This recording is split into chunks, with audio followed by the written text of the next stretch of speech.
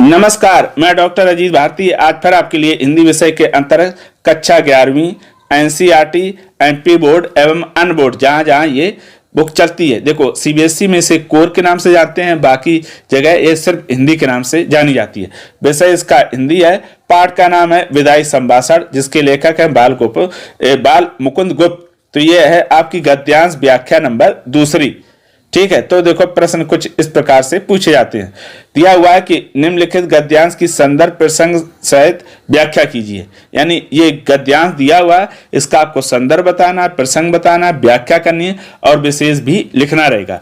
तो देखो गद्यांश किस तरह से पूछा जाता है और गद्यांश का क्या करेंगे। कम से कम आप 2 बार तो पढ़ के समझ लें गद्यांश में कहा क्या गया, तब उसके बाद उत्तर लिखे। तो चलो एक बार तो मैं पढ़ देता हूं कि जिस प्रकार आपका बहुत ऊंचे चढ़कर गिरना यहाँ के निवासियों को दुखित कर रहा है, गिरकर पड़ा रहना उससे भी अधिक दुखित करता है।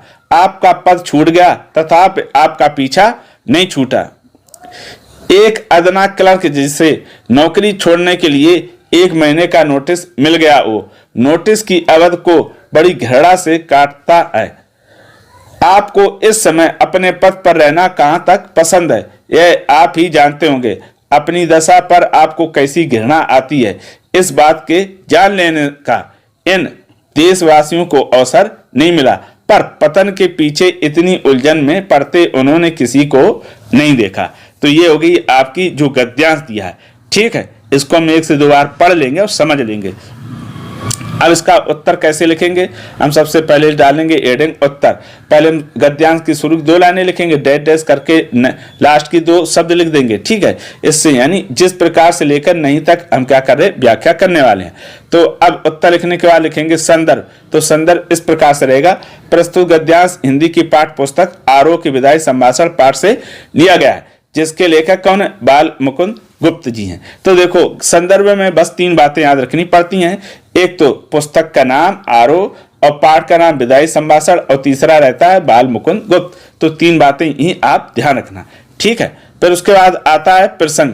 तो प्रसंग किस प्रकार से लिखते हैं, तो प्रसंग ऐसे पहले देख लेते हैं। लॉर्ड कर्जन जब अपने पद के लिए इस्तीफा भेज देते हैं और इस्तीफा मंजूर हो जाता है, तो लेखक उनकी मनोदशा पर कटाक्ष किया है।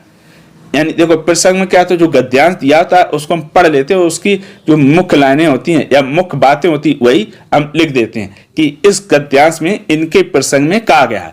अब करेंगे हम इसकी व्याख्या। तो व्याख्या हम इस प्रकार से लिखेंगे, यहाँ लिख देंगे कि इसमें लेखक लॉर्ड कर्जन पर व्यंग करते हुए कहते हैं कि जिस प्रकार ऊंचे वृक्ष से गिरना कष्ट देता, ठीक है, उसी प्रकार दशा आपका पद जाने के बाद हुई है।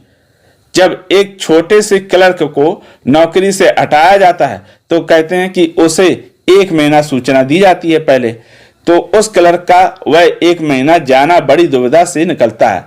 उस 1 महीने के समय में वह कठिनाई का अनुभव करता रहता है। जब से आपको पता चला है कि आपका इस्तीफा मंजूर हो गया, तो आपके दिल पर क्या बीत रही होगी। आपके इस आभास को हमारे देशवासी महसूस नहीं कर पाए, उन्हें यह अवसर प्राप्त नहीं हुआ।